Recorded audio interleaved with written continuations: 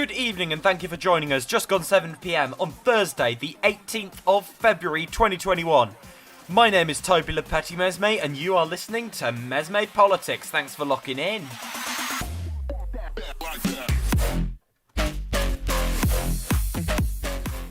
Over the next half hour, we are bringing you all the latest in UK and US politics from a unique leftist perspective. Come and get involved in the chat. Come say hi. On the way in a bit, renters, David Frost and employment laws. We'll also be going over to the US, the death of a bigoted talk show radio host, and the lunacy of the state of Texas.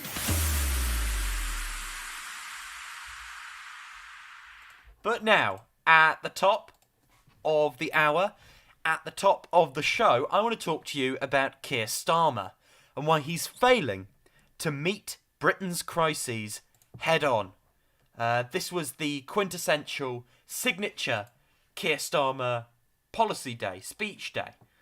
We were promised a big ideological stake to be placed in the ground. We were promised a big set piece speech from Keir Starmer today, a political reset, which we'd been building to for a while. It was called Keir Starmer, A New Chapter for Britain. Did a full speech. The opposition leader also took questions. We can have a little sample of what he was saying here, talking about the Tories and their broader vision and how it contrasts with Labour's. Mistakes the Conservatives are making today are the mistakes that they always make. They try to pretend this is a different Conservative Party. Well, you could have fooled me. If you can't decide whether to plunge hundreds of thousands of children into poverty by cutting universal credit, you have no chance of mending our broken system.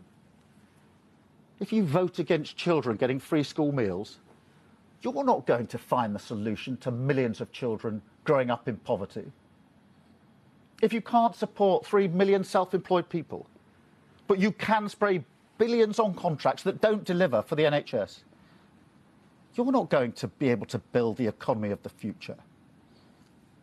And if you freeze pay for millions of key workers, you're hardly going to build the high wage, high standards Britain that we so desperately need. So, Keir Starmer used the speech to set out his vision for how Labour would seek to rebuild the UK after the coronavirus crisis, giving a handful of specific policy ideas and several more general approaches. He talked about a British recovery bond, startup loans for businesses, partnership with business, tackling deep-rooted inequalities and the importance of public services, but also financial and fiscal responsibility. What do we make of it? Well, there was massive over-promising before this speech. There were words from, senior Labour figures briefing.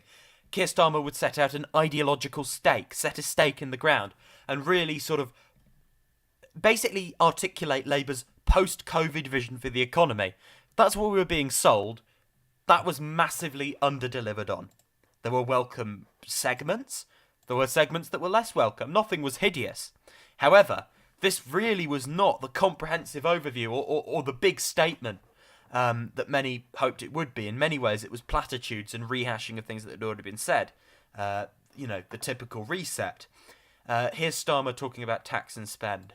The public finances must be returned to sustainability over the medium to long term, not in the short term. So this is no time for a second wave of austerity. This is no time for tax rises on businesses or families. That would waste the sacrifices of the last year. And it would choke off our recovery. That's why a Labour budget would protect families. We would not cut the £20 uplift in universal credit, benefiting 6 million families by £1,000 a year. We'd provide local councils with the funding they need to prevent huge rises in council tax. And we'd end the insult of a pay freeze for our key workers after they've given so much? So, we're hearing, not much ambition at all. Let's look at one idea, the British Recovery Bond. So, an official savings scheme intended to harvest the additional sums accumulated by some households during lockdown, so they can be used for post-COVID spending on infrastructure and on jobs. There has been much recent commentary on how governments can best unleash what is estimated to be well over 125 billion in spending suppressed amid the coronavirus pandemic. Others have come up with similar ideas. Last year, the centrist New Policy Institute think tank proposed a coronavirus bond, while this week Tory MPs based in the north of England suggested a savings scheme targeting their region for investment. So this particular idea, the most unique, the standout policy, the British Recovery Bond, it's not the best of the best out of ideas.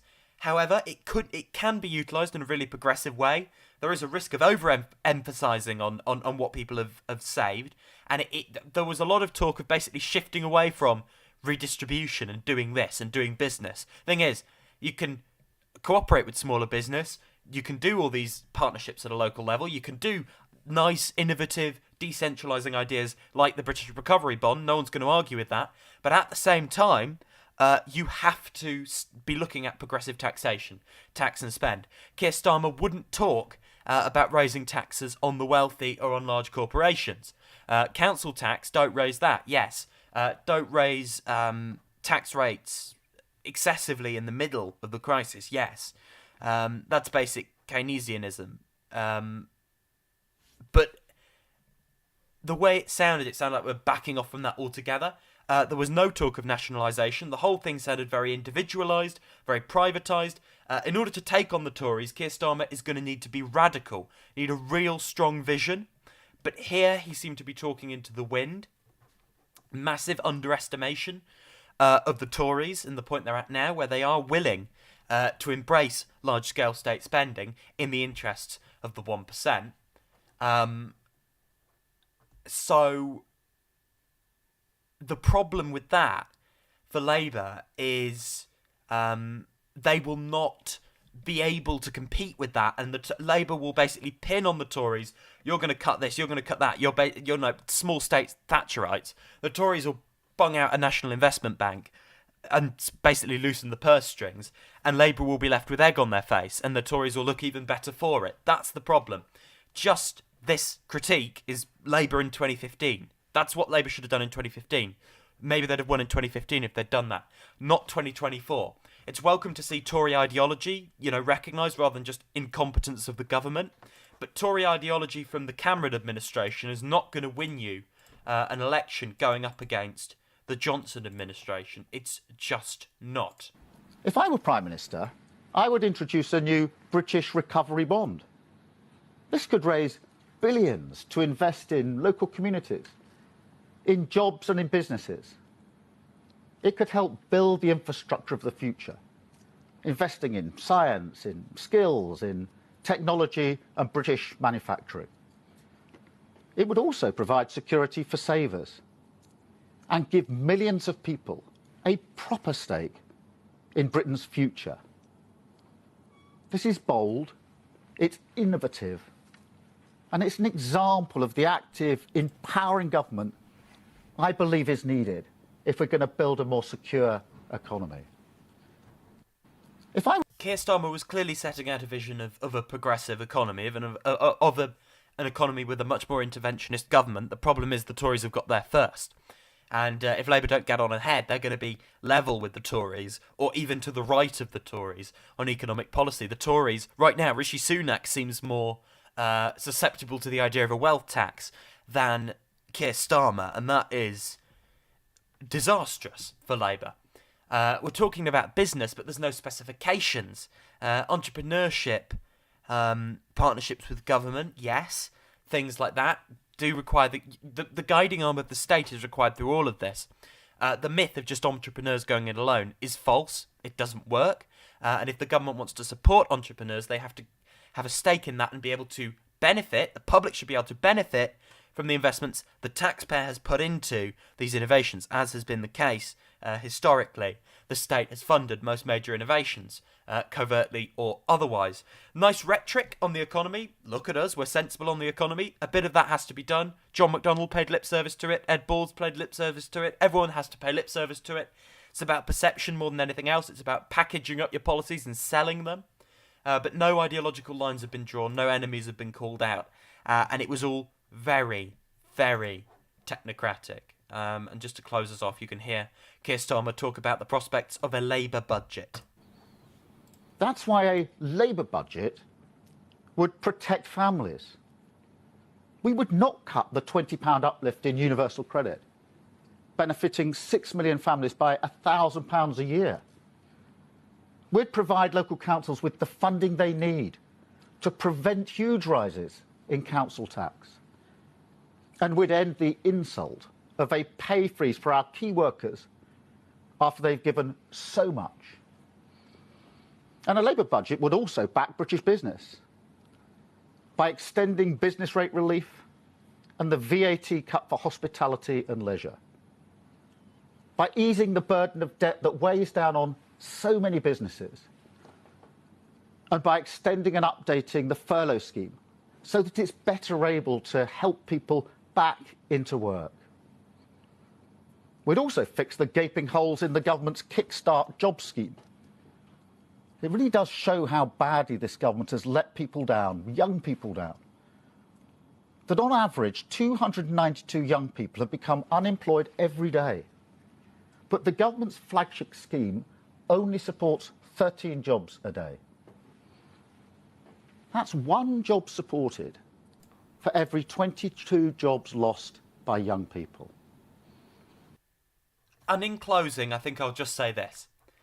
That was easily the best delivered speech by Keir Starmer in terms of the fluidity and the passion. There was some authenticity. The best part was when he was talking about inequality. Easily the best part. And there was some real fire there. And that's good. And I want to see more of that. That's my praise here, right? My praise is the talk of inequality, the talk of the damage and the wastefulness of inequality, and the need for the government to take an active role in terms of innovating and building an economy, a high standards, high wage economy for the future. What happens next? It really, really, really needs to be fleshed out. But that was easily his best delivered speech, and he's beginning to sound like a confident politician. And that's good. That can only be a good thing.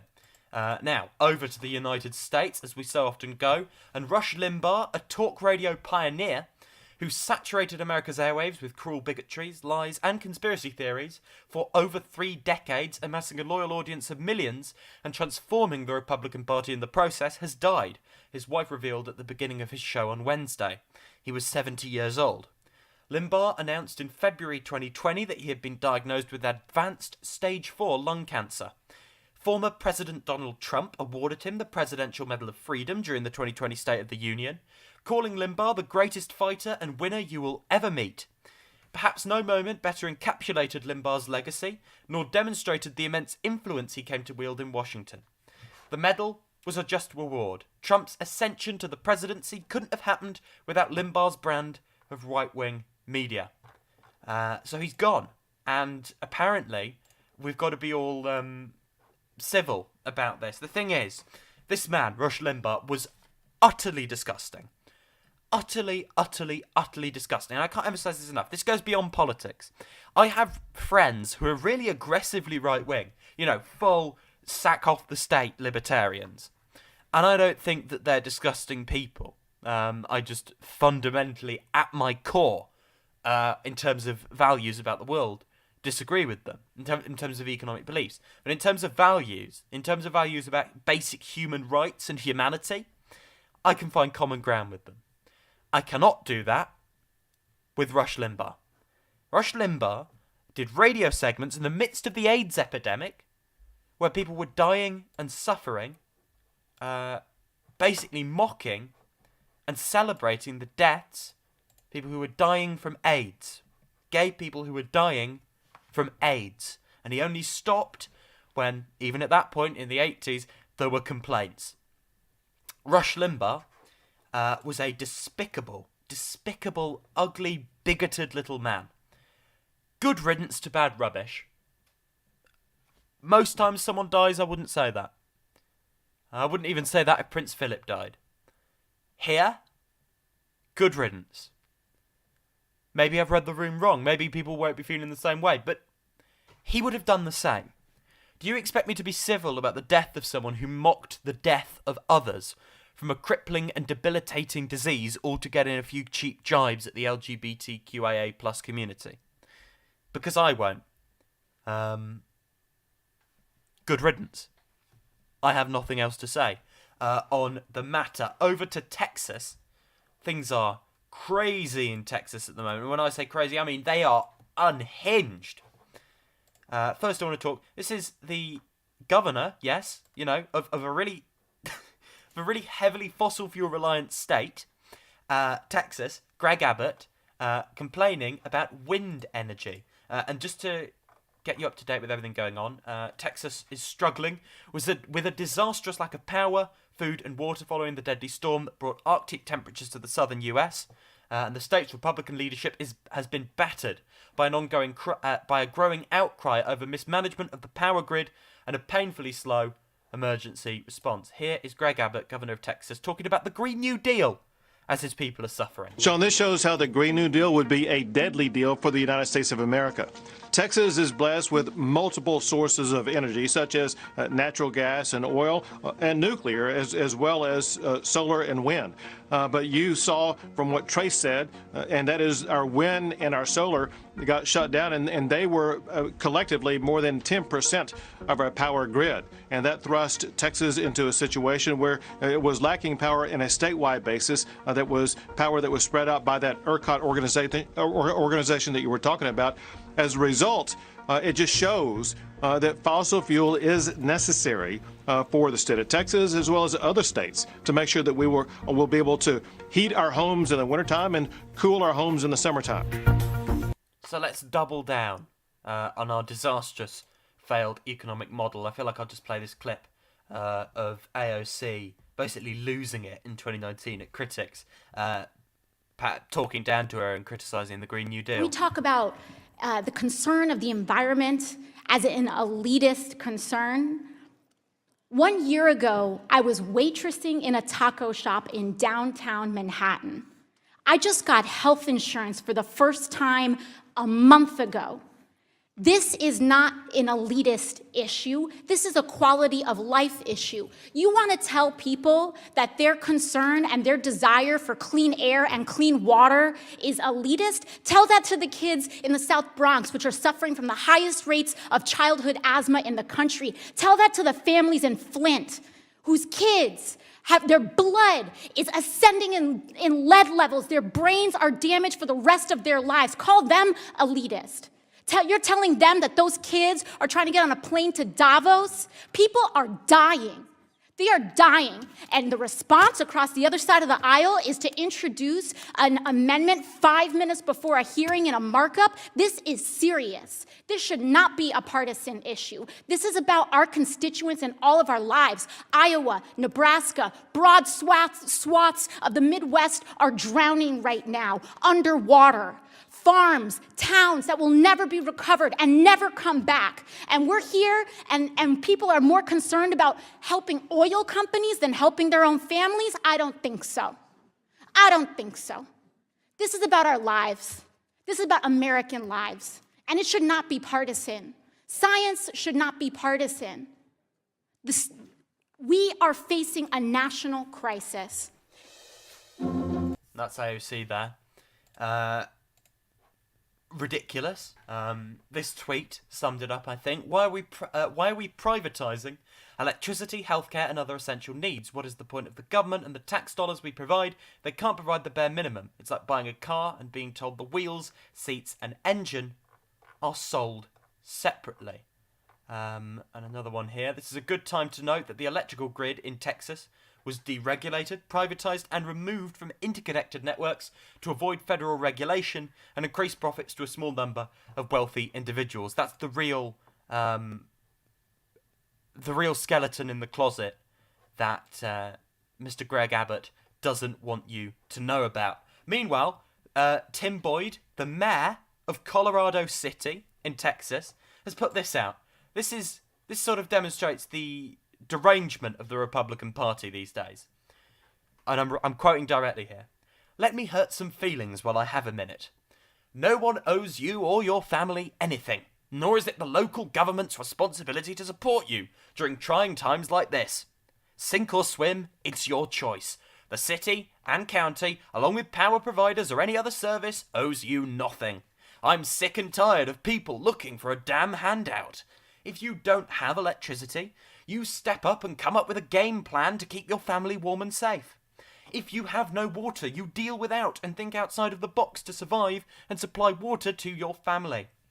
If you're sitting at home in the cold because you have no power and are sitting there waiting for someone to come rescue you because you're lazy, it's a direct result of your raising. Only the strong will survive and the weak will perish. Folks, God has given us the tools to support ourselves in times like this. This is sadly a product of a socialist government where they feed people to believe that the few will work and others will become dependent for handouts. Am I sorry that you have been dealing without electricity and water? Yes, but I'll be damned if I'm going to provide for anyone that is capable of doing it themselves. We have lost sight of those in need and those that take advantage of the system and mesh them into one group. Bottom line, quit crying and looking for a handout, get off your ass, and take care of your own family. Don't be a part of the problem, be a part of the solution." That is a real quote from a real mayor in Texas.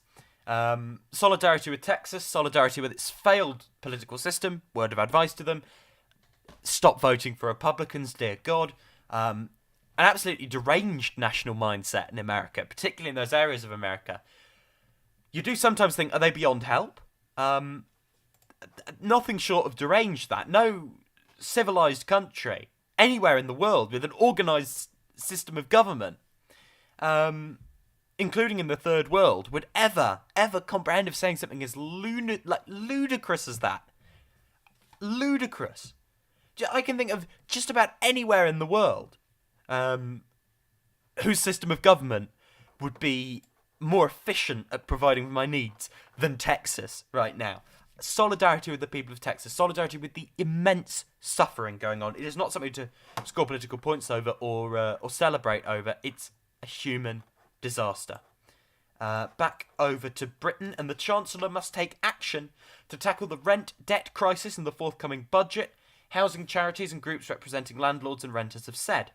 In a joint statement released by organisations including The Big Issue, Crisis Shelter, Citizens Advice, Joseph Rowntree Foundation and Nationwide Building Society, Rishi Sunak was called upon to act now to avoid renters, quote, being scarred by debts they have no hope of clearing, and a wave of people having to leave their homes in the weeks and the months to come. I think that's absolutely right. It's a very strong criticism of the government in this area. The message is, get the people the support they need. Simple as that. Neither party right now will stand up to the landlord class or the exploitative model. They won't even point out the exploitative model that has basically built an economy around the City of London, as in the financial city, and going to get a coffee on the way to the office. You know, a low wage, low standards service economy, low productivity, stagnation.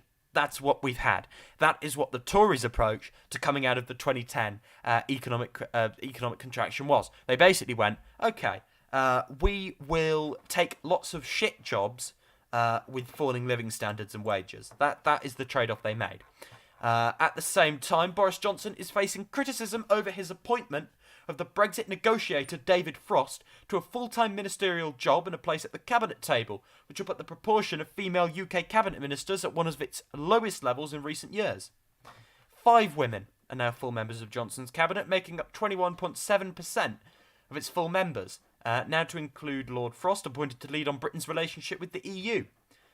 One of those 5, the Minister without portfolio, Amanda Milling, is unpaid. The Attorney General, Suella Braverman, attends cabinet but is not a full member. That's compared to 30% in 2015 Cameron cabinet.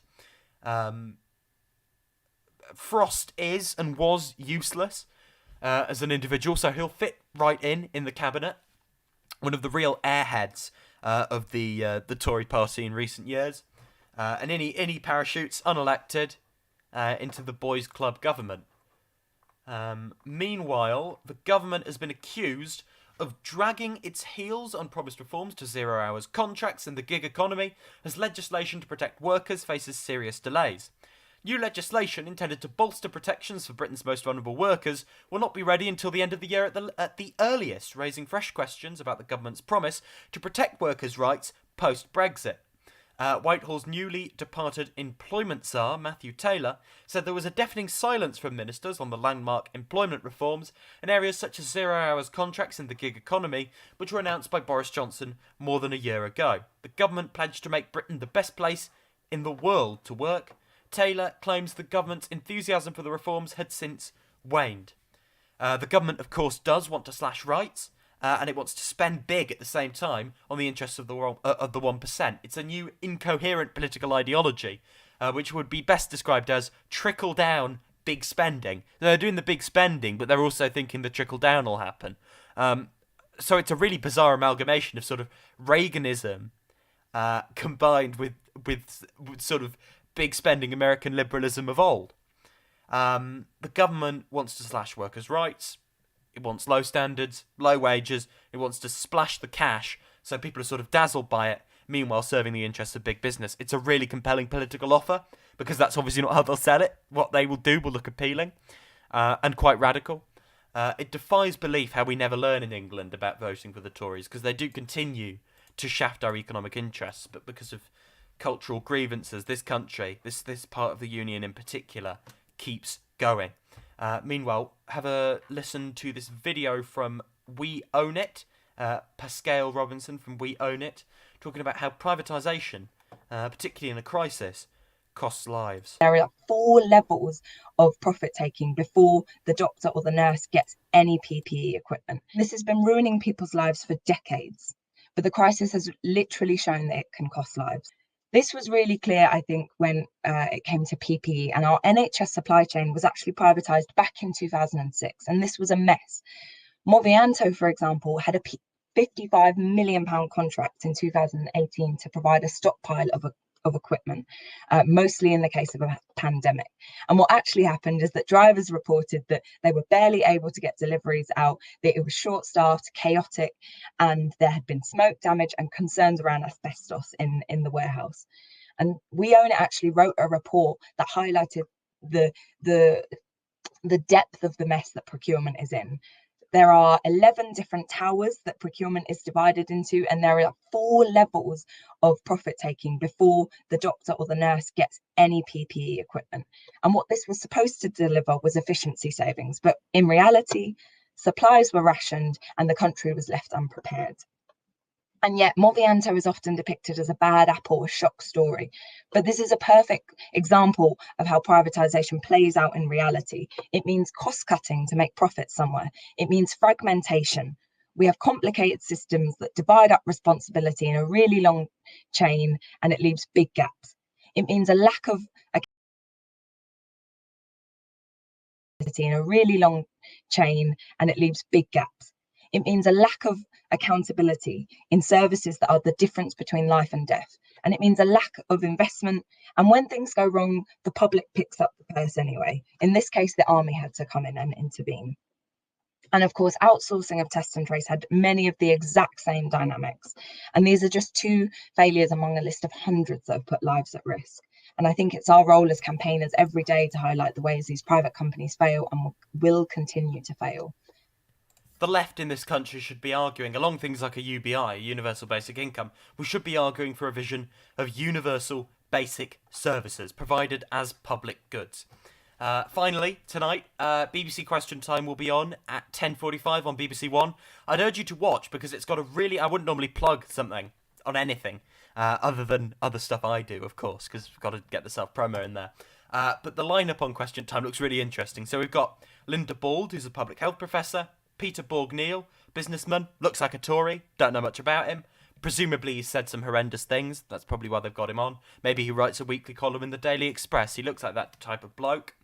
You've got Layla Moran, who was standing as sort of the progressive candidate in the Lib Dems, who wanted to be the left of Labour, to the left of Starmer's Labour as Lib Dem leader. Now the education spokesperson for the Lib Dems, I do believe. or the health. It's one or the other. But she's there. She'll be very interesting. You've got Nadia Whittome for Labour, who is a very principled MP of the Labour left. Very interesting to hear from her. And you've got Mark Harper, who is a Tory, and they're really, full Toryism here. He's chair of the COVID recovery group, basically the lockdown skeptic people, the loons,